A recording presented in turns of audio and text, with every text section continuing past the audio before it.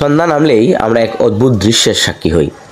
নীল আকাশে ফিরে আসে শত শত কাক, আর আকাশ যেন ভরে ওঠে তাদের একটানা ডাকাডাকিতে।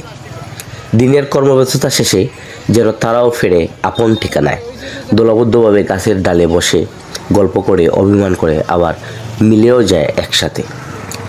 এই সময়টাতে তাদের ডাক যেন প্রকৃতির এক বিশেষ সঙ্গীত। সূর্যরশ্মি যখন ধীরে ধীরে মিলিয়ে যায়, ঠিক তখনই শুরু হয় কাকদের এই সম্মেলন। এক একটা গাছ হয়ে ওঠে তাদের এক একটা সভাস্থল। যত রাত গাঢ় হয় ততই কমতে থাকে কোলাহল, ধীরে ধীরে নিস্তব্ধ হয়ে পড়ে চারপাশ।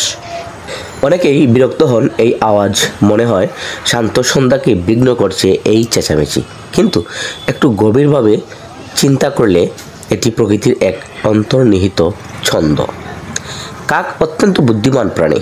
তারা একে অপরকে জানায় খাবারের সন্ধান, বিপদের সংকেত, এমনকি অভিজ্ঞতাও ভাগ করে নেয়। এই ডাকাডাকি যেন শুধুই শব্দ নয়, এটি তাদের যোগাযোগের মাধ্যম।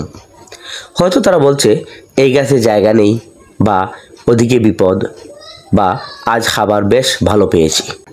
মানুষের মতোই প্রতিটি প্রাণীরও রয়েছে দিন শেষে ফিরে আসার প্রয়োজন, প্রিয়দের সঙ্গে থাকার ধারা।